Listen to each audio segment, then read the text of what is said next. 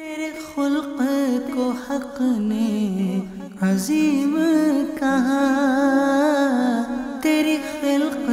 کو حق نے جمیل کیا، کوئی تجھ سا ہوا ہے نہ ہوگا شاہ، تیرے خالق حسن و ادا کی قسم۔ الحمدللہ رب العالمین والصلاة والسلام علی سید المرسلین، اما بعد فاعوذ باللہ من الشیطان الرجیم، بسم اللہ الرحمن الرحیم۔ الصلاة والسلام علیک یا رسول اللہ وعلی آلک واصحابک یا حبیب اللہ۔ الصلاة والسلام علیک یا نبی اللہ وعلی آلک واصحابک یا نور اللہ۔ مسند ابو یعلا کی حدیث ہے، سرکار دو عالم صلی اللہ علیہ وآلہ وسلم نے ارشاد فرمایا، جب دو مسلمان آپس میں اللہ کی رضا کی خاطر ملاقات کرتے ہیں اور آپس میں مصافحہ کرتے ہیں اور اللہ کے نبی صلی اللہ علیہ وآلہ وسلم پر درود پڑھتے ہیں، ان دونوں کے جدا ہونے سے پہلے اللہ تبارک و تعالی ان کے اگلے اور پچھلے گناہ معاف فرما دیتا ہے۔ صلو علی الحبیب صلی اللہ تعالی علی محمد صلی اللہ علیہ وسلم۔ پیارے پیارے اسلامی بھائیوں، نبی رحمت شفیع امت صلی اللہ تعالی علیہ وآلہ وسلم اللہ تبارک و تعالی کی طرف ہمیشہ متوجہ رہتے، رحمت الہی کی طرف، معرفت الہی کی طرف، محبوب کریم صلی اللہ تعالی علیہ وآلہ وسلم کی مسلسل توجہ رہتی، اور اسی وجہ سے آپ کی عبادت کے اندر وہ ذوق پایا جاتا اور آپ کی زبان مبارک پر اللہ کا ذکر جاری رہتا اور آپ کی زبان اطہر سے استغفار کے کلمات جاری رہتے۔ استغفار کرنا، اللہ تعالیٰ سے مغفرت طلب کرنا اور اللہ کی بارگاہ میں بار بار رجوع کرنا، توبہ کرنا، محبوب کریم صلی اللہ علیہ وآلہ وسلم کی سنت مبارکہ ہے۔ امام بخاری رحمۃ اللہ علیہ روایت کرتے ہیں کہ سرکار دو عالم صلی اللہ علیہ وآلہ وسلم دن بھر میں 70 مرتبہ اللہ کی بارگاہ میں استغفار کیا کرتے تھے، یعنی 70 مرتبہ اللہ تعالیٰ سے مغفرت کا سوال کیا کرتے تھے۔ اور طبرانی کی روایت میں یہ ہے کہ محبوب کریم صلی اللہ علیہ وآلہ وسلم دن بھر میں 100 مرتبہ اللہ تعالیٰ سے مغفرت کا سوال کیا کرتے تھے، استغفار کیا کرتے تھے۔ امام احمد مسند احمد میں نقل کرتے ہیں کہ سرکار دو عالم صلی اللہ علیہ وآلہ وسلم فرماتے ہیں، اللہ تعالیٰ کی بارگاہ میں جو استغفار کیا کرتے تھے اس کے مختلف کلمات ہیں، ان میں ایک مرتبہ یہ بھی کلمہ ہے، اللہم انی استغفرک ما قدمت وما اخرت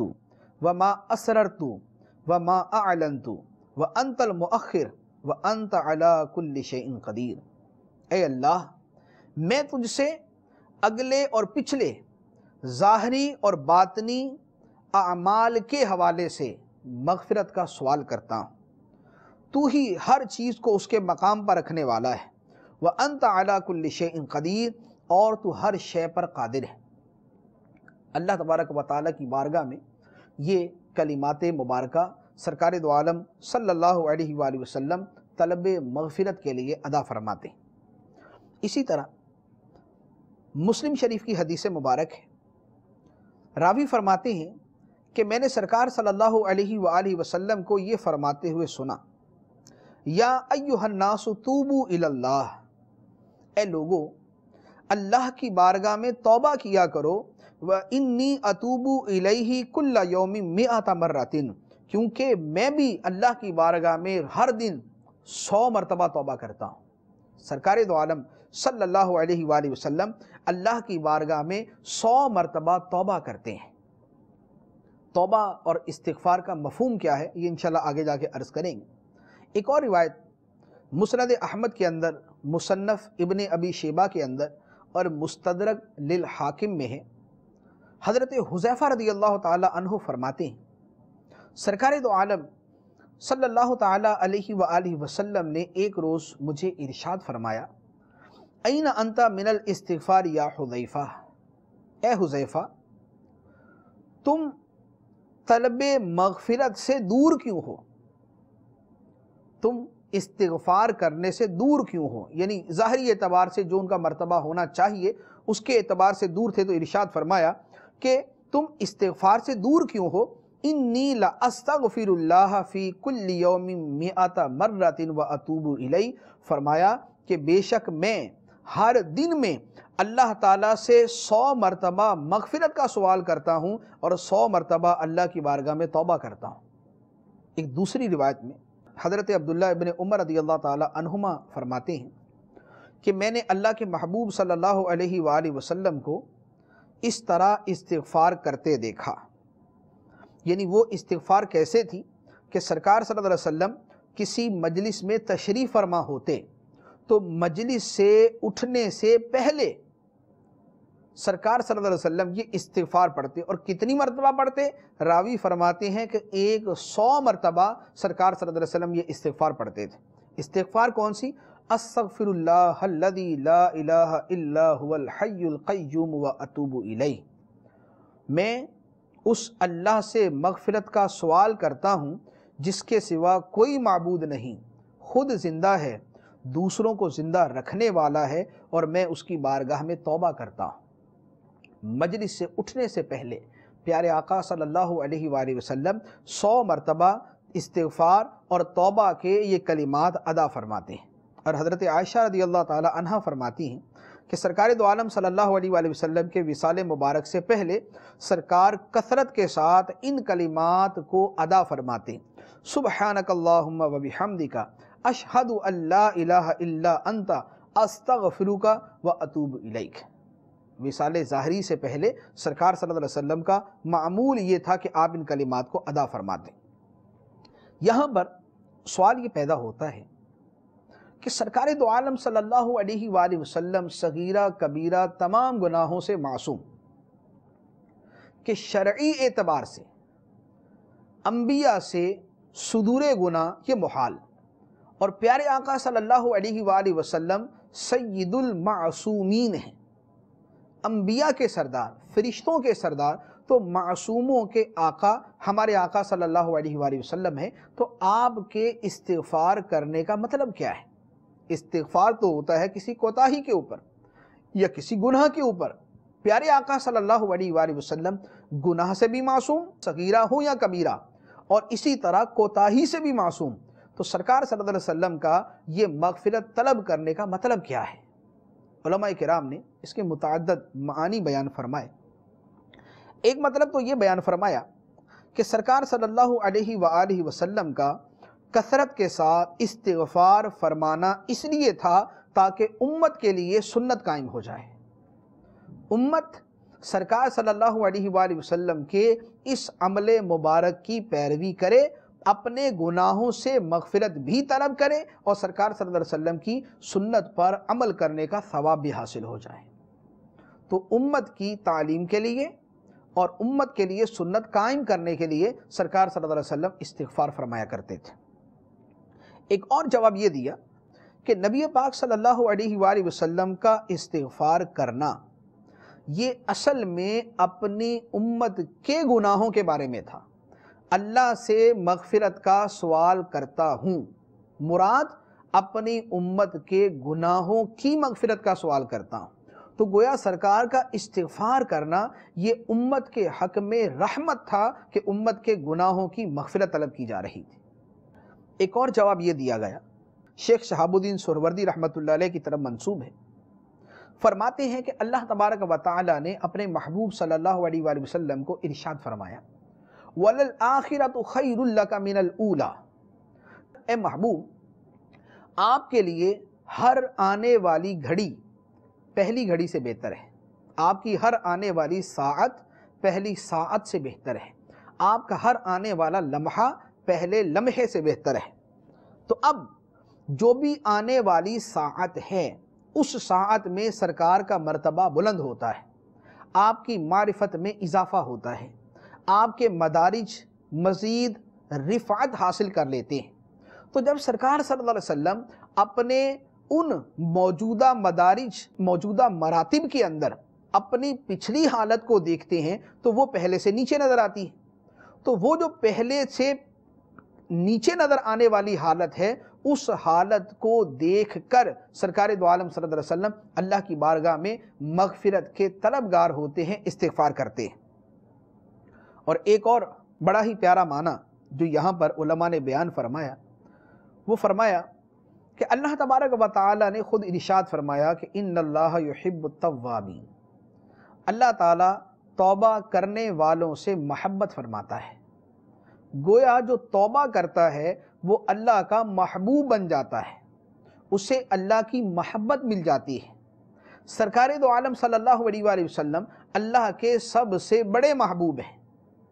توبہ کرنے والے سے اللہ محبت فرماتا ہے۔ نبی پاک صلی اللہ علیہ وآلہ وسلم جب استغفار اور توبہ کرتے ہیں تو آپ کی محبوبیت میں اضافہ ہو جاتا ہے۔ تو گویا سرکار طلب استغفار کے ساتھ اور طلب توبہ کے ساتھ اللہ تعالیٰ سے اس کی محبت کا سوال کرتے ہیں۔ تو جتنا استغفار کرتے ہیں اتنی آپ کی مقام محبوبیت میں اضافہ ہو جاتا ہے، جتنی توبہ طلب کرتے ہیں اتنا مقام محبوبیت میں اضافہ ہو جاتا ہے۔ تو یہ استغفار اور طلب توبہ جو ہے یہ اللہ تعالیٰ سے محبت کا سوال کرنا ہے۔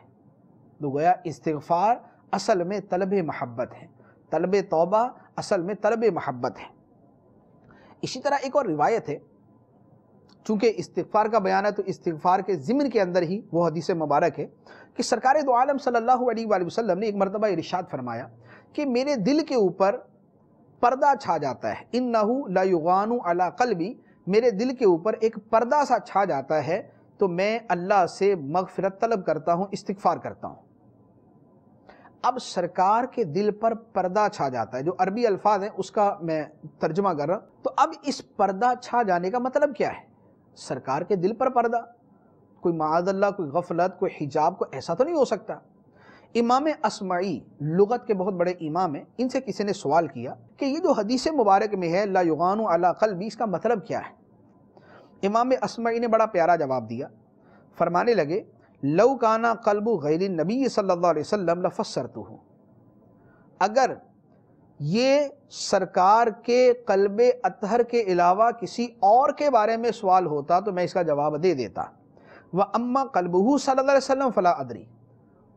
اور معاملہ چونکہ سرکار کے قلب کے بارے میں ہے کہ اس پہ کوئی پردہ آ جاتا ہے تو میں اس کو نہیں جانتا کہ وہ کون سا پردہ ہے، وہ کس قسم کا پردہ ہے، اس کا مطلب کیا ہے۔ اسی طرح کا ایک جواب حضرت جنید بغدادی رحمۃ اللہ علیہ نے بھی دیا۔ آپ نے فرمایا لولا انہ حال النبی صلی اللہ علیہ وسلم لتکلمت فیہ، کہ اگر یہاں جو بیان ہوا یہ اگر سرکار کے بارے میں نہ ہوتا، کسی اور کے بارے میں ہوتا، لتکلمت فیہ، تو پھر میں اس میں کلام کرتا۔ ولا یتکلم علی حال الا من کان مشرفا علیہ، تو کسی کے حال پر کلام نہیں کر سکتا مگر وہی جو اس کو جاننے والا ہو۔ اب سرکار کی یہ حالت کون سی ہے، یہ حال کون سا حال ہے، یہ مقام کون سا مقام ہے، اس کے اوپر ہم جیسے کلام نہیں کر سکتے۔ البتہ ایک بزرگ نے اس کے بارے میں ارشاد فرمایا کہ میں نے خود سرکار سے پوچھا۔ امام ابو الحسن الشاذلی رحمۃ اللہ علیہ فرماتے ہیں کہ میں نے خواب کے اندر سرکار دو عالم صلی اللہ علیہ وآلہ وسلم کی زیارت کی تو میں نے سرکار سے پوچھا کہ یا رسول اللہ صلی اللہ علیہ وسلم، آپ نے فرمایا کہ میرے دل کے اوپر ایک پردہ چھا جاتا ہے، اس کا مطلب کیا ہے؟ پیارے آقا صلی اللہ علیہ وآلہ وسلم نے ارشاد فرمایا ذالک غین الانوار، فرمایا یہ تو اللہ کے انوار و تجلیات کا پردہ ہوتا ہے، یہ تو اللہ کے انوار کا پردہ ہوتا ہے۔ دنیاوی یا دوسرے لوگوں کے اعتبار سے پردہ ہو تو اس پردے کا مفہوم کچھ اور بن سکتا ہے، مگر آقا کریم صلی اللہ علیہ وآلہ وسلم کے قلب اطہر کے حوالے سے بات ہوگی تو یہ انوار و تجلیات کے پردے ہیں جو آقا کریم صلی اللہ علیہ وسلم کے قلب اطہر کو ڈھانپ لیتے ہیں اور ان پر رحمت نچھاور کرتے ہیں۔ تو یہ سرکار صلی اللہ علیہ وآلہ وسلم کا استغفار فرمانا، توبہ کرنا، یہ ہمارے لیے سنت قائم کرنے کے لیے تھا، ہماری تعلیم کے لیے تھا۔ پیارے آقا صلی اللہ علیہ وآلہ وسلم کے اسی طرز عمل اور اسی اسلوب زندگی کا ایک اور حصہ وہ تھا لمبی لمبی دنیاوی امیدیں نہ رکھنا، جسے عربی کے اندر قصر عمل کہا جاتا ہے، امید کو چھوٹا کرنا، امید کو کوتاہ رکھنا۔ چونکہ لوگوں کی اکثریت غفلت کا شکار ہوتی ہے، لمبے لمبے منصوبے بناتے ہیں، سامان 100 برس کا، پل کی خبر نہیں، زندگی کی مدت کا معلوم نہیں، 70 سال کی عمر کو پہنچ کر بھی اگلے 100 سال کے منصوبے اپنی ذات کے لیے تیار کر رہے ہوتے ہیں۔ تو یہ جو اس طرح اپنے آپ کو غفلت میں ڈالتے ہیں اور اپنے آپ کو توبہ سے دور رکھتے ہیں، نیکیوں سے دور رکھتے ہیں، نیکیوں کے ماحول سے دور رکھتے ہیں، کل توبہ کر لوں گا، پرسوں توبہ کر لوں گا، فلاں دن میں نیکی کا کام کروں گا، اس دن سے نماز شروع کروں گا، اس دن سے اپنے گناہوں سے توبہ کروں گا، فلاں وقت آئے گا تو میں اپنے گناہوں سے توبہ کروں گا، عمر رسیدہ ہو جاؤں گا، بوڑھا ہو جاؤں گا تو میں نیکیوں کی طرف آؤں گا۔ تو یہ جو اس طرح کی لمبی امیدیں باندھ کر اپنے آپ کو غفلت میں ڈالنا ہے، یہ غفلت میں ڈالنا کہلاتا ہے لمبی امیدیں، طول عمل، لمبی امیدیں۔ اور ایسی امیدوں کو ختم کر دینا اور ہر وقت اللہ کی رضا اور نیکی کے لیے تیار رہنا اور وہ نیکی کر دینا،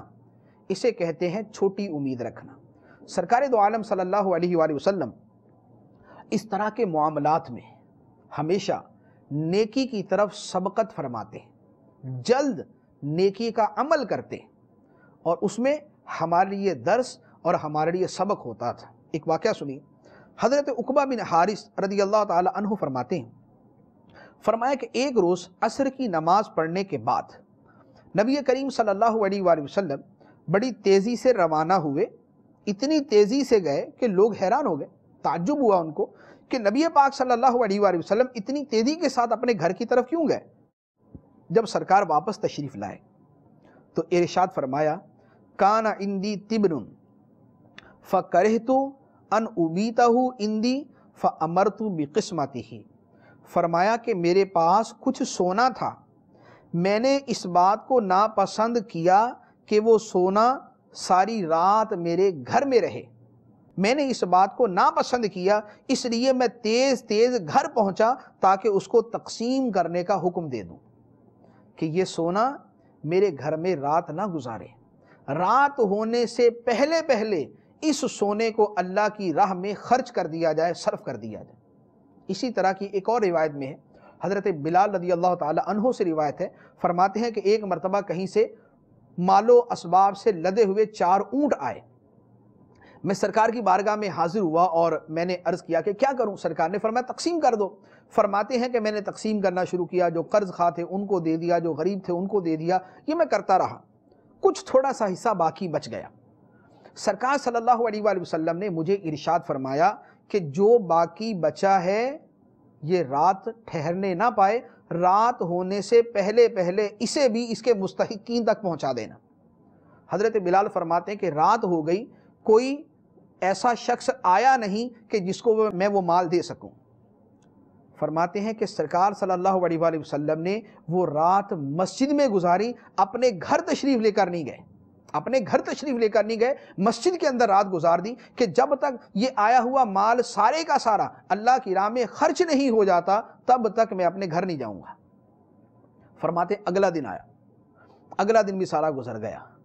شام کا وقت ہوا تو فرماتے ہیں کہ کچھ لوگ مستحقین آئے، میں ان کو بازار لے کر گیا، ان کے لیے کپڑے خریدے، ان کے لیے کھانے کی اشیاء خریدی، ان کے درمیان مال تقسیم کیا۔ جب سارے کا سارا مال خرچ ہو گیا پھر میں سرکار کی بارگاہ میں آیا اور آ کر میں نے اطلاع دی، یا رسول اللہ صلی اللہ علیہ وسلم سارا مال اللہ کی راہ میں صرف ہو چکا ہے، اب کچھ بھی باقی نہیں۔ تب اللہ کے محبوب صلی اللہ علیہ وسلم نے تکبیر کی آواز بلند فرمائی کہ اللہ اکبر الحمدللہ، یعنی سرکار صلی اللہ علیہ وسلم نے راحت کا اظہار فرمایا کہ اب میرے دل کو سکون ہو گیا کہ سارا مال اللہ کی راہ میں خرچ ہو چکا ہے۔